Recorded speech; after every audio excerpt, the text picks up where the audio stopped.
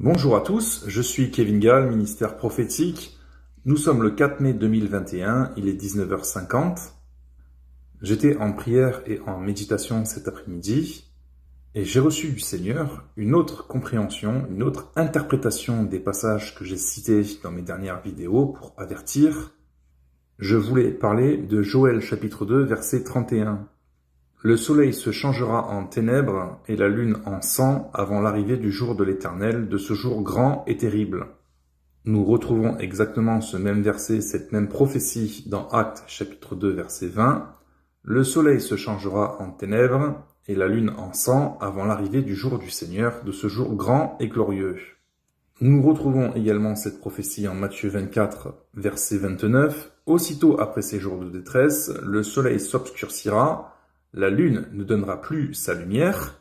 Il n'est pas écrit ici qu'elle deviendra rouge sang, mais ce détail a été complété dans les autres prophéties. Et d'ailleurs, le fait que la lune ne donnera plus sa lumière ne réfute pas du tout l'idée ici qu'elle devienne rouge sang. Les étoiles tomberont du ciel et les puissances des cieux seront ébranlées. Nous retrouvons enfin cette prophétie dans Apocalypse chapitre 6, verset 12. Je regardai quand il ouvrit le 6e sceau, il y eut un grand tremblement de terre, le soleil devint noir comme un sac de crin, la lune entière devint comme du sang, et les étoiles du ciel tombèrent sur la terre comme lorsqu'un figuier secoué par un vent violent jette ses figues vertes. Vous voyez bien ici avec le verset 13 qu'il ne s'agira pas de 2 ou 3 météorites qui vont frapper la terre, mais de quelque chose de très vaste, dont on a déjà parlé dans plusieurs vidéos, et il y a déjà même plusieurs années, avec le songe que j'avais reçu en particulier sur ce point. Alors, ces prophéties ont 2 interprétations. La première interprétation est une interprétation physique des choses, et c'est ce que je prêche, et c'est ce que nous voyons dans les songes, et c'est ce qui va vraiment arriver, les signes cosmiques. Le soleil se changera en ténèbres et la lune en sang. Et il y aura véritablement des étoiles du ciel qui vont tomber sur la terre, autrement dit, de vraies pierres, de vrais météorites qui frapperont la terre. Mais derrière ces phénomènes, il y a en vérité un autre signe annonciateur qui a une portée spirituelle. Il faut également comprendre, avec l'Esprit de Dieu, que ces signes cosmiques ont une portée spirituelle, parabolique. Souvenez-vous que le Saint-Esprit a un langage, que l'Esprit prophétique de Dieu a son langage. Un langage poétique, un langage parabolique. Jésus, quand il est venu sur la terre, il a donné beaucoup de paraboles pour expliquer des mystères cachés, secrets, depuis le commencement du monde. Ces mystères, il les a donnés en paraboles, de manière à ce que les vérités secrètes de Dieu soient accessibles que pour les enfants de Dieu qui ont été choisis d'avance par le Seigneur, mais pour ceux qui n'auront pas été choisis de Dieu, ces paraboles restaient mystérieuses. C'est ce que Jésus a expliqué à ses disciples. Pour vous, il vous a été donné d'entendre et de comprendre les mystères du royaume des cieux. Mais pour les autres, pour les non-élus de Dieu, cela était caché. Cela ne leur avait pas été donné de comprendre. Même en réfléchissant, même en cherchant à savoir, s'ils n'avaient pas reçu la grâce d'en haut, la grâce de Dieu, la révélation de Dieu de comprendre les paraboles et les paroles du Seigneur, ils ne pouvaient que demeurer dans les ténèbres. Ils ne pouvaient que rester voilés, aveugles spirituellement, sourds d'entendement spirituel et endurcis de cœur. Et ce sont même ces personnes-là qui ont crucifié le Seigneur. Et donc, pour revenir à ces prophéties concernant la fin des temps, les signes annonciateurs du retour de Jésus pour l'enlèvement de l'Église et le grand jugement planétaire par les coupes, nous pouvons aussi l'interpréter par le Saint-Esprit d'une manière parabolique, où quand il est écrit ici « le soleil se changera en ténèbres », l'Esprit de Dieu fait comprendre que le soleil ici peut tout à fait représenter Dieu, le Père, le Fils, le Saint-Esprit, ou encore le trône de Dieu, ou encore la présence de Dieu, ou encore la parole de Dieu. Tout ça, c'est la même chose. Ça nous parle de la source lumineuse, de la lumière. Ça nous parle de Dieu. La lumière qui éclaire les hommes. La lune qui deviendra rouge sang, ça aussi, ça a tout à fait son interprétation parabolique, métaphorique, spirituelle. La lune ici représente l'Église.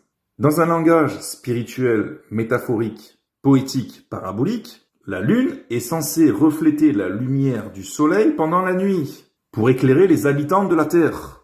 Autrement dit, je m'explique. Maintenant que Jésus est remonté au ciel, lui qui est la lumière, et qui en venant dans le monde était la lumière qui éclairait tous les hommes, on a compris que beaucoup ne l'ont pas reçue, cette lumière, et que beaucoup sont restés dans les ténèbres. Mais quand Jésus est remonté au ciel, il a dit à ses disciples, « Maintenant, c'est vous la lumière dans le monde. Vous êtes la lumière du monde et le sel de la terre. » Et c'est maintenant par le moyen de l'Église que Dieu appelle les chrétiens à éclairer la terre de la lumière du soleil, autrement dit de la lumière de Dieu, Père, Fils, Saint-Esprit, pendant la nuit. Ça veut dire pendant l'absence du Seigneur, pendant qu'il est parti, pendant qu'il est remonté. À la fin des temps, le soleil se changera en ténèbres et la lune en sang. Ça veut dire quoi d'un point de vue spirituel? Ce que le Seigneur m'a expliqué cet après-midi. C'est qu'à la fin des temps, la parole de Dieu sera véritablement cachée aux hommes sur la terre. Il va y avoir un véritable désert spirituel sur la terre où il sera très difficile d'être éclairé de la lumière du soleil, autrement dit d'être éclairé par la parole de Dieu. Il y a de fortes chances qu'il y ait une répression planétaire contre la parole de Dieu, qu'il y ait une persécution contre les chrétiens et contre la parole de Dieu qui sera ôtée. Exactement comme dans des pays très fermés à l'évangile où la Bible est interdite. Il est évident qu'au temps de l'Antéchrist ne va pas permettre que la Bible soit lue, étudiée et proclamée comme ça dans le monde entier, puisqu'il ordonnera à ce que tout le monde l'adore lui. Il ne permettra pas qu'il y ait d'autres religions que le fait de l'adorer lui seul. Donc, à la fin des temps, il sera très difficile de trouver la source de lumière, de trouver la parole de Dieu, de trouver d'éclairage directement par la parole de Dieu. Il faudra beaucoup se tourner vers des personnes qui sont censées être la lumière de Dieu qui éclaire les hommes, autrement dit des chrétiens. Et ces chrétiens-là qui chercheront à évangéliser, dans un temps où rare sera la parole de Dieu écrite, ces chrétiens-là seront dénoncés et persécutés. Et mis à mort. Dans ce sens, la lune se change en sang. Donc ici, le Seigneur nous fait comprendre qu'à la fin des temps, avant son retour, la parole de Dieu sera rare. Il y aura bien évidemment l'apostasie, des faux enseignants, des faux prophètes, beaucoup d'enchantements, beaucoup de sorcellerie, beaucoup de miracles venant de Satan et beaucoup de persécutions des chrétiens. Mais il va également y avoir une diminution de la puissance de l'Église dans le monde. Un assoupissement spirituel, un endormissement spirituel. C'est pour ça que la lune ne donnera plus sa lumière. Et en même temps, une diminution du nombre de chrétiens sur la terre par la mise à mort. C'est pour ça qu'elle devient rouge sang, avant l'arrivée du jour de l'Éternel. Mais c'est pas fini. Le Seigneur m'a parlé d'un autre point. Il est question des étoiles qui tomberont du ciel. Alors j'ai cherché à savoir quel était le sens spirituel, quelle était l'interprétation spirituelle à avoir à donner aux étoiles physiques qui tomberont du ciel. Et là, le Seigneur m'a conduit à deux vérités prophétiques. La première, c'est qu'il va y avoir un jugement des étoiles. Ici, les étoiles représentent les principautés sataniques, les démons. D'ailleurs, c'est la phrase suivante, « Et les puissances des cieux seront ébranlées ». C'est Apocalypse chapitre 12. Et les étoiles qui tomberont du ciel, c'est encore autre chose d'un point de vue spirituel. Ça sera l'opposé de la manne de Dieu, qui est tombée du ciel pour les Israélites dans le désert. À la place du pain, les hommes auront des pierres. C'est pour ça que le Saint-Esprit m'a conduit dans Matthieu chapitre 7, verset 8. Car quiconque demande reçoit, celui qui cherche trouve, et l'on ouvre à celui qui frappe.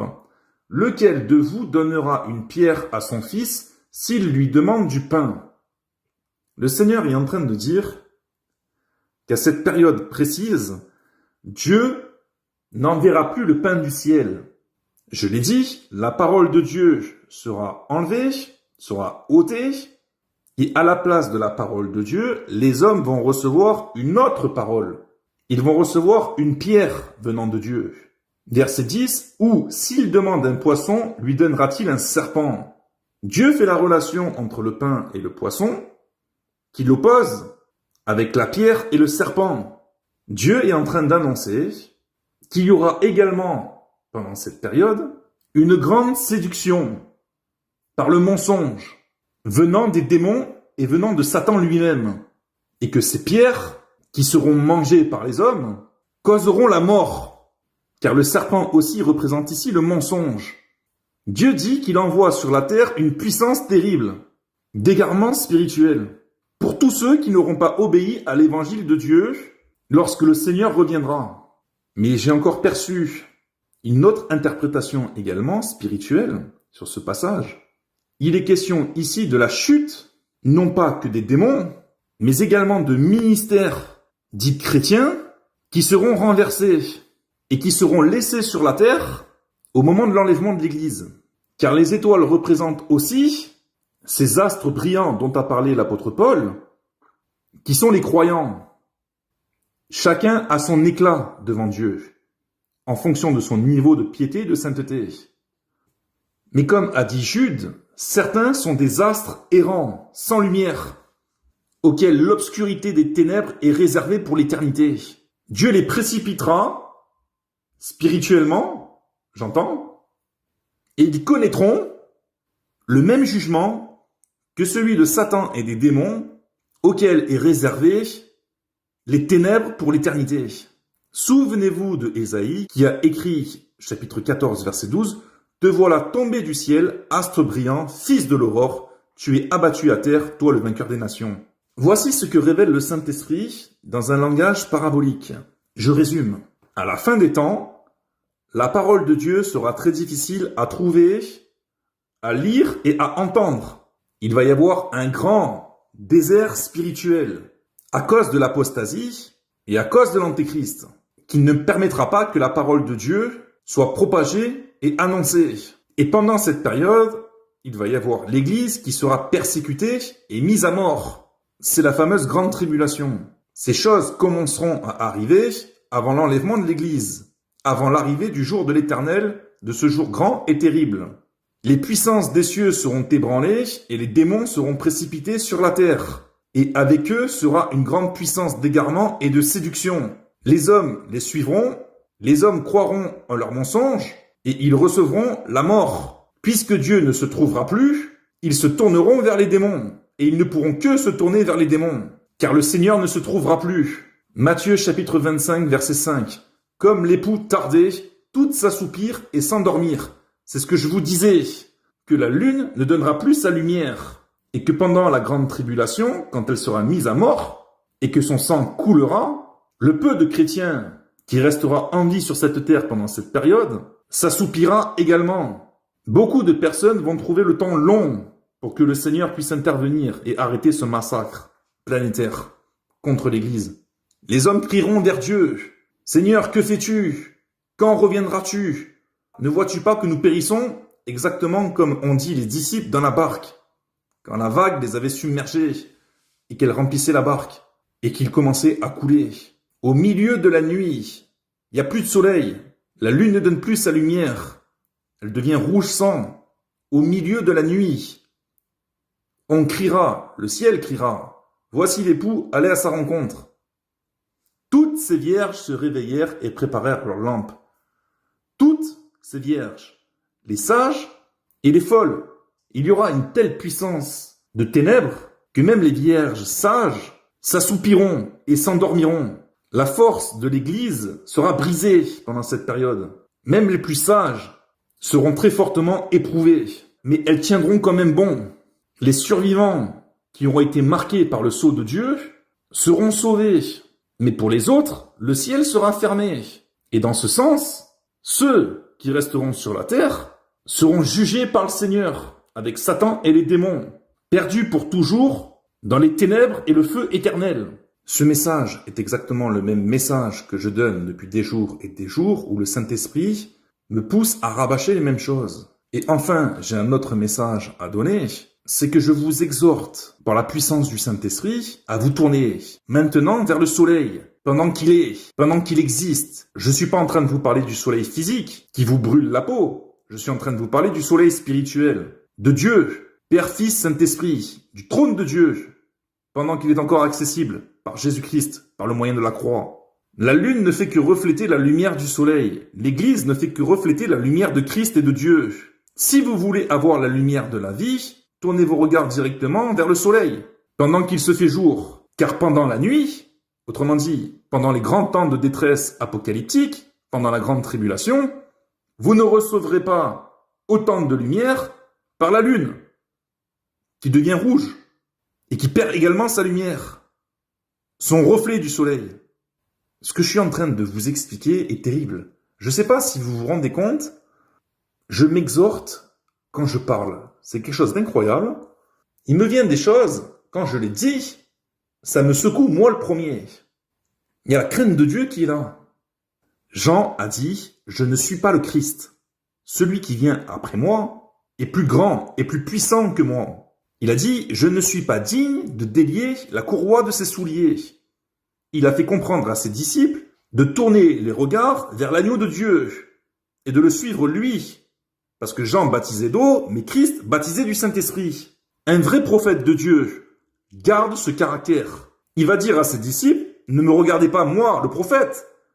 Regardez Christ et suivez Christ. Il va leur dire, je ne suis pas le Christ, mais je vous annonce simplement le Christ. Je prépare son chemin, son arrivée, afin qu'en vérité, ce soit Christ qui vous baptise, et que vous suiviez Christ et non l'homme. Jésus a dit, comme le Père a la vie en lui-même, moi, le Fils, j'ai aussi la vie en moi-même. Mais nous, l'Église, nous avons besoin de Christ et de Dieu pour avoir la vie en nous.